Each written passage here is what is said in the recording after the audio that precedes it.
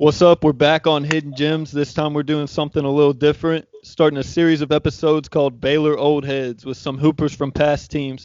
Today we're lucky to have King McClure and Wainright with us. Happy to have you on, guys. No, man, it's a pleasure. It's a pleasure, little bro. It feels good. Yeah, it's a pleasure to be here. I don't know about the old heads part, but it's a pleasure to be on here, man.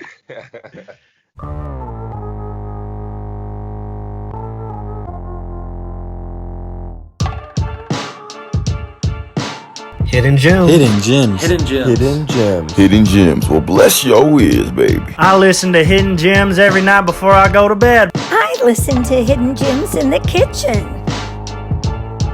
Hidden Gems. Y'all played together from 15 to 17, and we'll talk about y'all's careers in a little bit. But before we get there, I was hoping y'all could kind of walk us through your journey real quick and like how you ended up at Baylor. And I mean, Ish, you can go first. Okay, well, it's crazy because I was first introduced, not even introduced. I first seen the Baylor coaching staff in Vegas in person. I think I was high school. I think 8th grade year, going to my freshman year, and I'd seen Coach Tang at the top of the stands. We're getting ready to play in Las Vegas at Tarkanian, and I see a big smile with a big Baylor shirt, and he's sitting there pointing at his shirt. He's pointing at me. He's pointing at my shirt. At his shirt. I'm like, okay, that gotta be the Baylor staff. And so I mean, they followed me throughout my whole career, man, my whole high school career. They just showed me a lot of love throughout, my whole high school career. Especially when I made my move to Montrose, I ended up getting hurt, and they showed a lot of love by coming up there and watch me just sit in a chair for an hour, just form shooting. And not a lot of coaches done that. Has probably ever done that. Every chance they took, contacted me and my family. And I mean, we just hit it off right then and there. On my official visit, I took my official visit down there, and it just felt like home. And I've said that since day one. That's felt like home, and that's my home. And it had a good run too. So yeah, that was my little story on that. I mean, they just recruited me like I feel like the best out of everybody, and then there wasn't no dark spots. It was how Coach Drew is on the court is how he is off the court. How Coach Tang is on the court is off the court. He's really intense. He's really, he's passionate about what he do. Both of them, the whole coaching staff. And so, I mean, that stuck out a lot. And I'm pretty sure King has a little saying, but I mean, yeah. Yeah. I mean, yeah. Mine was kind of similar to this. Yeah. Mine was similar to Ish, just they recruited me super hard, like since the 8th grade. And, I was almost a Jayhawk. I know Ish was almost a Jayhawk too. But we were both almost Jayhawks, and Coach Tang and Coach Drew got wind of me about to commit to Kansas, and they were like, no, you can't do that. That just whatever you do, that can't happen. So they ended up recruiting me harder, and the relationship I built with them since the 8th grade, they were genuine and they were real people. And a lot of times you don't see that in coaching staffs. They're willing to go the extra mile for you. They're willing to. I mean, they care about you, and it's real. It's not fake. It's not. We're gonna get you on campus and we're just gonna treat you like everybody else. And that's not that type of situation. So I ended up committing my junior year. Kind of early, committing my junior year, and took my official in with Ishmael as my host, and and I mean, it felt like home. It was a family atmosphere and had a lot of fun, and that's why I chose Baylor. Yeah, that's really cool, and that's something that you hear a lot with the Baylor program. It really is a family atmosphere, and we'll get back into that a little later too. But now I want to skip ahead past your Baylor careers and kind of talk a little bit about what y'all are doing now. Ish, you had some football and basketball. Now you're doing something new, and King, you're doing something new as well. So if y'all could kind of walk us through that as well. That boy Ish thought he was Jason Witten. I thought I was Jason Witten, man. I went out there. I thought I was gonna be the next Rico Gathers, Jason Witten.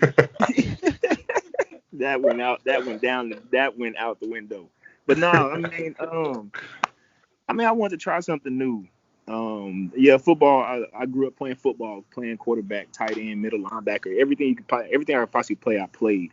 But after basketball, I wanted to try something new, and see where it took me. And so I did. I went that football route. It was pretty tough. I'm not gonna lie to you. That was probably the toughest thing I ever did in my life. I stepped out of my comfort zone. Coach Rule is a great coach. Coach McClure was my coach, my tight ends coach, and we're still in contact to this day. Me and Coach McClure. Sure. I mean, they took me in as a family, part of the family, and they taught me a lot. Waking up 5 o'clock in the morning to go, go to battle and practice every day was probably by far the toughest thing. But I mean, it was a tough season. And also, I mean, I got a lot of positives out of the season. I mean, I got a chance to try out for the Buffalo Bills. And I mean, it went pretty good, but I mean, I was just raw, and that was the main thing that really, that a lot of people seen. I was raw at football. I only played one semester. Right. And so after that, I mean, I didn't hang my head. I could tell everybody straight up. I gave it my all. I did everything I could possibly do. And I flipped the switch, and I went right back to what I do, what I love. I don't regret it. First year in Germany went pretty good. Now I'm going on my second year and playing in one of the top leagues international. So I'm playing BBL and also playing Basketball Champions League, and that's something that's really tough to do, but for a lot of people. But I mean, I happened to get a chance, and I took advantage of it, and it's taken me to many different amazing places, man. And yeah. Absolutely. And I mean, you had to battle through a lot of obstacles to get there and keep pushing through that point. And, King, you've done the same thing, and you've had a lot going on through your college career and unexpected obstacles, and it's kind of gotten you to where you are now. So. Yeah, just the whole heart disease, being diagnosed with heart disease as a freshman, kind of sort of prevented me from even getting the opportunity to even try out, work out, summer league for any NBA team. So as a result of that, and I also didn't want to go overseas just because I had a little girl, I have a daughter, and I don't want to be far away from her. Didn't want to bring her over there. Didn't want to be far away from her. So decided to stay here. ESPN ended up offering me this job to be an analyst, and I mean, I knew ultimately that's what I want to do in the long run, but they offered it to me now, so I just jumped on board and took it. Yeah, that's awesome. That's big time. That is big time. That's really cool. And what kind of adjustment has it been to go from, player to analyst? And I know it's a whole new experience. Yeah, it's huge. It's a huge adjustment. Just like not.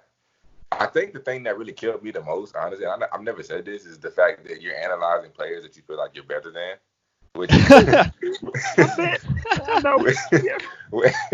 Which ultimately hurts because it's like, dang, I could be out there and I could really give him like 30. Like, I'll really go kill this kid right now. I think that ultimately bothered me the most. But I just think that, I mean, it was hard because, you missed the game, you missed playing. But you have to kind of sort of take yourself away from, I mean, I kind of sort of tried to speak from a player perspective, most importantly, like from a young player's perspective, because a lot of them guys are older. But I feel like the hardest part was just not being out there, like just missing it. And I'm still young enough to do it. I could still go play professionally if I wanted to, because I'm still good enough, still young enough. My body's in great enough shape to go play. So it's just missing the game and just getting adjusted to the professional side, the TV side of the world, which is, I thought the basketball side was interesting, but the TV side is just as interesting. There's a lot of same type of similarities in both. So, sure, that's really cool. I know that's tough too. I commend you on that. I got a lot of respect for that because when I still see you work out, I still see you play, and I'm like, man, this dude needs to take his butt on back overseas, go overseas, take little mama with her, man. Go make your money, man. You're not lying, bro. I'm proud of you. I'm proud of you on that. Want to. Mm-hmm. Yeah, man, that's tough. And y'all had a lot of success at Baylor, so you Ish, I think you went to the tournament every year, and King, you had some great tournament runs too. And I was just wondering if y'all could kind of expound on. I was just wondering if y'all could expound on that, and talk about how special those teams were that y'all were a part of. Well, I'm gonna say this first. I think I got the right to say this. I went to the tournament all 4 years, and I think I'm the only Baylor player to ever do that. That's impressive. And playing every game though. So yeah. That's tough. That's tough, bro. That's tough. Not many can say that. Anyway. Not many can say that. But no, me, I'm gonna say this. My first time with the Sweet 16 run, my freshman year, that was a tough season because I mean we had a lot of ups and downs, man. And you know we had Isaiah Austin, Corey, Brady, Royce, TP, Rico, Gary, Mott, Al, John Hurd, Logan. We had a squad in my eyes, and I feel like I mean we did everything in our power to succeed. And I mean we came together at the right time. We in the conference, people look back in the conference play, we lost 9 or 10 straight games, man, and went on a run to the Sweet 16, and that's probably one of my favorites. But I can honestly say my favorite year of my career and my favorite run was my senior year, especially having a group of guys that I had my last year there at Baylor. King including being one of the guys, Sure. My favorite guys on the team, Jake, and those two guys, they're at young players, Mott, and that squad, Joe and Manu and Nooney and TJ. I can name everybody on the squad. And I mean that was by far the best year that I've ever had at Baylor, on the court and off the court, and bonding with the guys. And that Sweet 16 run is proving a lot of people wrong, becoming the first team in Baylor history to be number 1. I know it was short-lived because West Virginia kicked our butts the next day. But that was by far the best year of my life in college, and probably one of my favorite teams that I've ever played with. It was just clicked, and that's one thing that I say, like, if we I don't know, that team right there should have been a Final Four team, and I feel like that team is a Final Four team. Things happen, but I mean that was by far the best experience I had in my life, my last year of college with that team. Nah, for me, that Sweet 16 team was crazy. Just like learning from Ish, and like because Ish was the senior leader on the team. I think you were the only senior on there, right? Yeah, I was the only senior. Yeah, Ish was the only senior. Mott and Al was red shirts. Yeah. Because seeing how Ish led the team and how he got everybody to buy in and collectively just work as one. That year was special because like you said, I was young, so I learned a lot just seeing how he operated, how he did things. And I think my most fun year was probably my last year too, because the lessons I learned from Ish and like the way he led and the way he taught, it was my turn to lead. I was finally able to be that leader and be that guy that Ish was. And I think that's why we were able to exceed expectations. I mean, we didn't go as far, but we lost to Texas Southern. We lost to SFA at home, both games at home. Then we lost Tristan, who was our best player. And everybody thought we was terrible. It texted me like, bro, what's going on? What's happening with the program? I was mad. I was watching the game. I was mad. Everybody in Baylor, just ruled us out. The old heads that you'll probably be talking to, they ruled us out. They texted me like, King, what's going on? I'm like, look, I'm not giving up. We're going to keep fighting. And I think that's one thing that I learned from Ish, just we can't give up no matter what goes on, no matter what's happening. There's no quit. We signed up for this. We're basketball players. We're going to lace our shoes up, and there's nobody that we can't beat. And I feel like we exceeded so many people's expectations because people thought we were just going to be the worst team in Baylor history. To be honest, after we lost to SFA and Texas Southern, they really thought we'd be the worst team in Baylor history. But we ended up, I think, coming in third in the conference, which is one of the highest. I think probably one of the highest conference endings we've ever been in. We ever had in Baylor history. And we also made to the second round, beat Syracuse first round, ran into a terrible matchup at Gonzaga with Brandon Clark, who I feel like we made him a lottery pick when he had 36 and 18 on us. Itch is over there nodding his head. Yes. Half his money should go to half his money should be divided amongst the Baylor team. We made him a lottery pick because dude went crazy on us. And, I'm sitting there screaming at the TV. I'm throwing my stuff. Oh my gosh. Man, it was one of them games where we literally, I don't know if you ever had this. I mean, you probably had this because you 6'8" with a 8-foot wingspan, but it was one of them games where we literally had no answer. Answer at all. We had no answer for this dude. We was like, coach, like what are we gonna do? We gonna foul him every time? Like, we have no answer for this man. But at the end of the day, we lost to them by like 10. I mean, but we ended up we played our butts off, and we really worked hard. We grinded. We didn't give up. So that was probably one of my most fun years, is being able to take what I learned from Ish and finally put it to use. Sure, man. Yeah, and I remember being there when y'all, you played South Carolina and y'all made the Sweet 16, and y'all both took on big roles that year, and y'all were both leaders at different points in your career and really all throughout your career. And to be a successful team, you have to have great leaders and you have to be consistent. Yeah.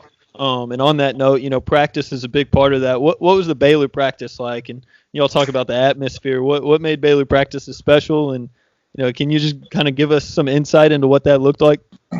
King. Man, so look, one thing I'm gonna say: if you ever come to a Baylor practice, you're going to see competition from start to finish. But we compete. Coach Drew, he's one of those coaches that loves competition. Like, he loves to see. Like, we always make jokes. Coach Drew loves to see somebody like get killed by somebody else on the court. Like, he loves to just see somebody go at somebody's head the whole practice. And I mean, that's what we did. And I think like the most memorable practice I've ever had, I've had two. And both of them were with Ish. And the first one, the second most memorable is the one where we had to do ladders at the end of practice. Coach Tang made us do ladders. And it was the most unrealistic expectation. It was like, right, all right, you got to go down in like 5 seconds. Down, that's back Coach Tang, down man. in like Coach 15 Tang. seconds. You got to do 5 in like 25 seconds. And we're like, Coach, this is realistic. Like, we can't do this. We all, like, when he said that, we all stopped. Like, hold on, like what? Yeah, because he was like, what? I know y'all can't do it. And I was like, then why are we doing it? And I think what I learned, like, afterwards, we talked about it. He was like, it was just mental. Like, if you could, like, block out the mental distractions, you can just focus on the task. You can, and just try. He would have just kept moving on. But then I was like, Coach, we really trying to make these times. So we finna pass out trying to make these. Man, it's on the floor. I promise you, it's on the floor. He dove on the floor, tried to make the time. Jake didn't doubt. Jake dove on the floor. Right, that one. And then the most memorable practice ever, we just lost to A&M by like 30, got blasted. Oh, yeah. Our defense was terrible. So the next day in practice, first off, we watched the game from start to finish in film. Start to finish, and Coach stopped it right. He stopped it right at the tip off, like, stop. Now you're supposed to be right here, and you're supposed to be right there. Oh man, we do that. No. But look, we got to the actual practice, and we did a drill. You had to get 3 perfect stops in a row. Oh. And let me tell you, I remember that. you couldn't give up an offensive rebound. They couldn't get any second chance points. If they score the ball, it's automatic, restart. And then you only get 5 tries, and you have to run and come right back and do it. So let me tell you, I still don't understand this. We did that drill, right? Now, mind you, myself, Jake, TJ, the young guys, we didn't play. We didn't play till the last minute. We barely played. We probably played like 5 minutes. But we the ones that got stuck in the drill. So on the other team, that's how it goes. You got Ish, Toy and Prince, Rico, Mott, Manu LeCompte, and Joe. Oh my God. So we're sitting there playing defense, Justin. But we sitting there playing defense. I'm not even exaggerating. For an hour and a half, we did this drill. For an hour and a half. We started with that drill. Yeah, we started with the drill, and that's the only thing we did. We were in the drill. Coach said we're not leaving the gym until y'all get these stops. We didn't even play.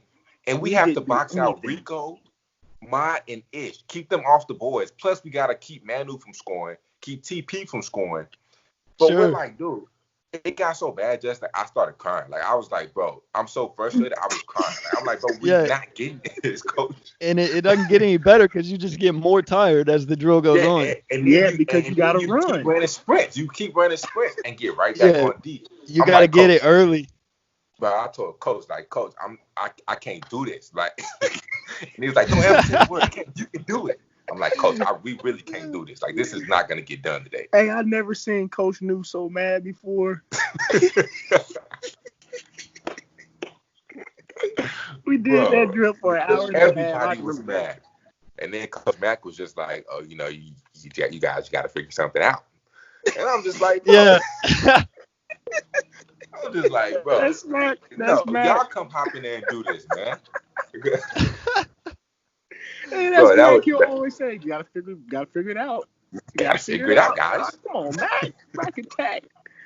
But no, that's one thing I can't say about practices. Practices was competitive from day one, since off season, since everybody got, like, all the freshmen, undergrads will come in. The first day of practice will be intense, and it will be intense on through the whole entire year. Like to the point where, we'll be fighting in there, cussing each other out, throwing elbows. We're not supposed to do it. We're supposed to, like, making bet. Like, if you can box me out or you can knock me on my butt in practice, then I'm gonna take you to dinner type. So that challenge a lot of people that. Team tried every time, but no, like, we get so competitive, and it was just an everyday thing. We made sure we was competitive because other guys are working, other teams are doing the exact same thing that we're doing, and we had goals. And our goals was to win every game possible. And we didn't win every game, but we won majority of our games every year, So it was always competitive. It was always competitive. Some days I hated it. I'm not gonna lie to you. I hated boxing out Rico. I hated playing one-on-one with Rico in the post because that's just Rico. I hated having to hold Manu. I hated to hold King because he liked that little hezzy, whatever. But it just came with the territory. That's one thing that Coach Drew has always done, and he will continue to do while he's at Baylor. And he'll make everything competitive. That's just this type of guys that he recruits, that he brings in. Yeah. If you're not competitive, you'll be out the door. Simple as that. For sure. And even being competitive like that, y'all are still a family, and you touched on it earlier. Even, from Coach Drew, from the top down, how is Baylor just a family, and that atmosphere is just different? It is. It's just that. It's competitive. We all have goals, individual goals, team goals, but we can fight, we can do everything on the court, but when we step off that court, it's just a brotherhood. We learned that from Tweety and Curtis Gerals and all of them, and Epe Udo. Like, it's a brotherhood. To see them come back every summer, the old heads come back every summer. That shows like it's a brotherhood. So they set the tone for that. So they kudos to them. They set the tone for all that. They started this brotherhood, and we just we're just following right behind them. And hopefully later on, the young guys or the guys that's playing at Baylor now, they understand that this is a brotherhood no matter where we go, no matter what we do. That's just what it is. Yeah, for sure. It's definitely a brotherhood just because, like, it's crazy because dudes that I didn't play with, like dudes who played there in 2010, I can still call up if I need anything. Like, that's how much of a brotherhood it is. Like Tweety, Curtis, like those guys, I can still call them up, hit them up whenever. And if I need something, they got me. And they'll help me out. They'll take care of me no matter what. And that's just how much of a brotherhood. And I didn't even play with those guys. I just know them through the summer. And, like, just imagine the guys you actually play with. We're with each other so much. And Coach Drew just preaches, family, brotherhood. Like, I played with Ish 2 years. And, the other 2 years I with Jake and all them. But it's still like my brother to this day. It's just when you go through so much with somebody, you just grow so close with them. And like I said, the practice is competitive. Like, he wouldn't joke. We literally was like fighting. Like, it would be fights in practice. Like, it got that competitive. But when you go through so much sweat, go through tears with people, like, you just grow closer with them. And that's just what we go through on a daily basis. So that's why I feel like the brotherhood aspect is just so real. For sure, man. That's dope. And I've seen it firsthand, with all those guys being up there. It's really cool just even getting to work this summer camps and seeing everybody that comes up there that has been gone for years, but everybody comes back. It really is a family. I'd like to talk more individually about y'all and, your individual success. And I'd like to start off with this. Both of y'all are kind of, strong, even for the college level. Y'all had strong bodies and, you were athletically ahead, even than some at the D1 level. What went into that, and how did you separate yourself from a strength side of things and become an elite athlete? I mean, yeah, I guess I started. I think personally, I've always just had naturally strong genes. Like my dad, the way he's built, I'm built just like him, just a little bit taller. But I feel like Coach Charlie just was great at what he did. I think Coach Charlie's probably one of the best in the business. Definitely one of the most underrated strength coaches in America. He doesn't really get the credit he deserves. But he's phenomenal because he was able to not just help you get stronger, get bigger, but do it in a way where it translates to the basketball court. So a lot of strength coaches, they just want to get you bigger just to show that, oh, look at the progress that I've made with each player. Coach Charlie's thing was, we're going to get you stronger, but if it doesn't translate, then it's useless. If we're going to get you as big as a football player, like, what's the point? You play basketball. So Coach Charlie was smart, and you really when it came to lifting, I feel like a lot of people don't use their brains. Like, why are we maxing out and we play basketball? Like, it just don't make sense to me. But Coach Charlie was able to be smart and use his brain with, the workouts we did, how he implemented it, knowing, okay, well, if they're going to be going this hard at practice, well, maybe have a lighter day in the weight room. But they're trying to, work with the coaches, make it, a really cohesive unit to where, they fed off each other. He understood our bodies. He knew every one of our bodies, down to the T, personally. This is what you should be eating, this is what you shouldn't be eating. But I credit that to just Coach Charlie. Coach Charlie was amazing at what he does. Yeah, big time. Sure. And also, I'm gonna piggyback. What Charlie, he broke down everybody's body in the beginning of the season, and he had his goals for each player, and then we also had our goals for each other. And then Coach Drew helped us out. Whatever Coach Drew wanted, he'll tell Charlie. But Charlie broke it down, and like King said, he's one of the underrated. He's he's probably the best strength coach that I've seen and I've played with. But he just understood everything. And he took. If we said that we were hurting or anything like that, he would work around that. Some guys would be like, okay, you got to push through. Yes, we got to push through, but at a point in time, it's like, we have to get better. We have to get stronger.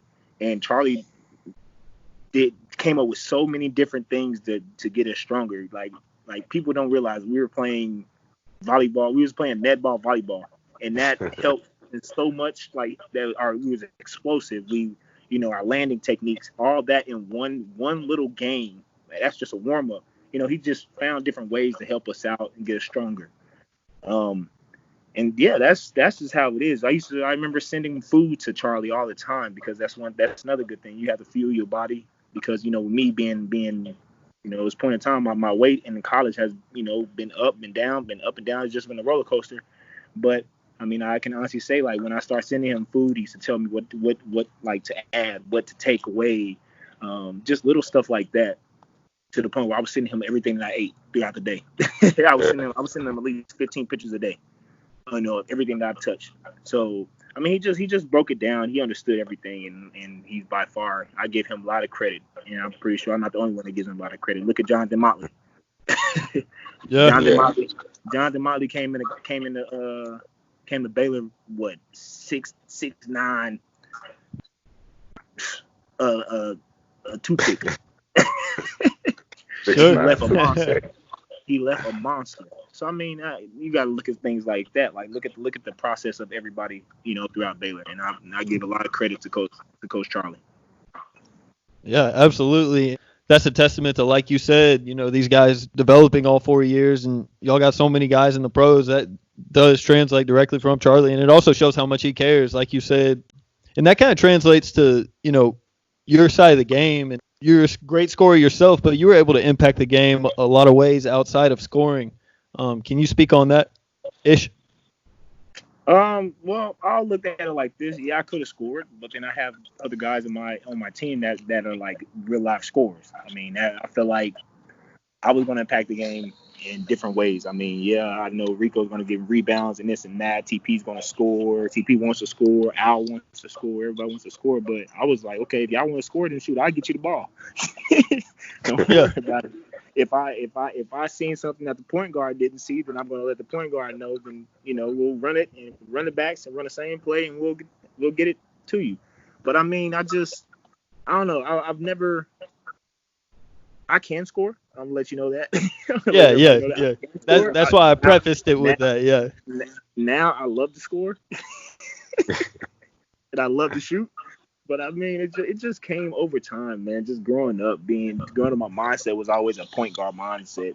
I love being a point guard with my dad's team. I always played it up, and so I never really took scoring the ball seriously until people used to put me to the side. Hey, you need to score. All right, I got you. High school coach at Montrose was like, hey, we need you to go for 20 or whatever. Yes, sir. I got you. Dang. All right, guys. All right, guys. I might miss y'all a couple times, but okay. It just carried over, man. And I felt like I took that role as being a glue guy, and that was pretty fun.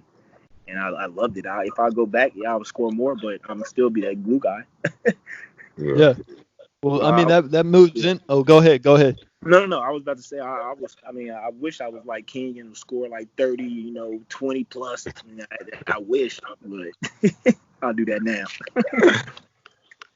Well, I mean that goes into my next question, and being that glue guy, like you said, is a big part of having that success that y'all did. Can you talk about what the traits of being a good teammate like that is? Because you embodied that in your career. To be honest, it was just doing what does Mark say, Mr. 95? It's exactly what he's doing right now. Mark, I mean, I took the role as defending 1 through 5 if I have to, rebounding, doing all the, diving in for loose balls, just doing all the little things, but the little things turned into a big part of the game. And a lot of people compare me, Mark, and Royce. They all compared us, and I mean, I feel like there's nothing wrong with that, but I don't know, it's just something that I enjoy. I enjoy watching my teammates score every time they touch the ball. If I get an offensive rebound and kick it out to King or Manu and they hit a wide open 3, I'm gonna act like I hit that 3. I'm gonna go back and celebrate because that's just something that just comes with the game. If I take a charge, I feel like, dang, okay, cool, I took a charge, let's go. It just comes with the game, and it's always been my mindset, and it's always been something that I've done. And I don't think I will ever change because that's just engraved. That's in my blood, I feel like. So, I don't know. It's just something it's just something that I love to do. King, you got anything to add on that?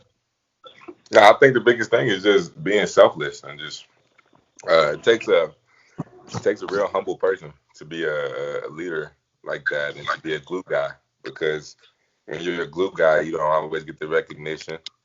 You don't always, get your name on the headlines, but you impact winning. And if you're that humble to where you can impact winning and not care about, being the star or, getting the most publicity, it just takes a selfless, humble person to do that. And I think that's probably the number one trait in being a great glue guy and a great teammate. I just wanted to win. Yeah. That's it. Yeah. And like Ish said, you were a scorer and you were a knockdown shooter. What kind of mindset do you need to be a knockdown shooter, King? A mentality where if you miss 3, you're going to make the next 5. That's the biggest thing for everybody who claims to be a shooter. You can never get down on yourself. You can never have those nights where you just stop shooting. Shooters going, like they say, shoot or shoot. And regardless of what your percentage is, you let it go. You can miss 10 in a row, but then you can make the next 20, So you can never stop shooting. You always have to stay focused on a target. Like Coach Brooks say, always have your target in line and just keep firing away. Yeah. Yep. Before I let y'all go, and we're going to do a speed round to end this off, but one last question, and I know it's important to both of y'all, but can you talk about the importance of faith in your life and even through your playing career, how much it's meant for you and kept you grounded? You start Yeah, off. I mean, faith has been my probably the biggest thing that's kept me grounded. The reason why I'm at where I'm at, because there's so many times I almost gave up. I almost ended up quitting basketball. Well, not just quitting, but got taken away from me. But by the grace of God, I'm here. I'm still doing what I love. I'm still able to be around the game. But if it hadn't been for faith, I mean, I definitely wouldn't be what I'm doing what I'm doing right now. Wouldn't have been able to play at Baylor. Just wouldn't have had the career and took the steps in order to get here. So I think faith was the biggest thing for me, because ultimately, without God, I just wouldn't be the same man I am today. And yes, you're completely correct. And also with mine, I mean, faith is everything. I mean, I went through a lot of ups and downs in my college careers, on the court, off the court, but mainly, I just tried to, keep my faith. It was a lot of times, especially my freshman year, starting the first couple games, as a true freshman, and then not playing, games. Now I'll sit out game after game after game, and then come in, 30 seconds here, 30 seconds there, and then, just messing with my mind. I feel like I was messing with my own mind and wanting to quit, wanting to say, I give up. I want to transfer. I want to do this. I want to do that. But, I mean, guys sat me down. I talked to guys. I talked to my teammates, and that's one thing that, that also helped me. Faith and keeping that relationship with my teammates that, if I wanted to talk to anybody, I can talk to anybody on the team, even the coaching staff. And just with that faith and that, God, he put me through that. And it has gotten me through a lot of other stuff in my life, a lot of personal stuff, a lot of, on the court stuff. And I mean, again, keeping faith, that's probably by far the main thing that faith in God, that he can lead you in so many ways, in positive ways, great ways. And I mean, if you just continue with the faith, then anything is possible with that. Yeah, absolutely. That's great insight. Appreciate y'all. Y'all have given great answers throughout this. And before I let y'all go, I'm going to go through a speed round. I got like 3 or 4 questions for y'all to answer, and then I'll let y'all go. Again, this one is optional. Give me your best Coach Drew impersonation.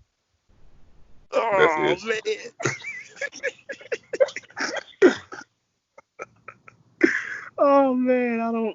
Oh, man, hold on. I can't even get it, but Coach Drew always had what's a little candy thing that he always had? A cough drop. I think he always had a cough drop. It was Ricolas. Oh my God! Ricola. It was. I can't do it. He always had a cough drop. I can't even do it, but he'll be. If it's bad, we'll cut it out. And he would be talking. He'd be like, he would be mumbling all this, and next thing you know, he'd be like, he's like, because he'll almost fall out while he's talking to the team. And I'm looking at him like, did that just almost fall out? I don't know. I can't do it, but it's just one of the main impressions that main things I remember him. All right, who's your funniest teammate that you've had? TJ Master. Joe or TJ? Yes, Joe or TJ. TJ. Well, TJ was the funniest person I've ever been around. Oh my goodness. In the games though, like, oh my gosh. Practice is funny. He's just funny on the court, off the court. Oh my goodness. And he used to drive me crazy though. Yeah, he'll drive you crazy, but he is the funniest person. Oh my gosh. But would give you a bucket easy. Yeah, this is a bucket getter for sure. Hey, last question. So what's next for the both of y'all? Well, all this coronavirus stuff. They messed up everybody's summers.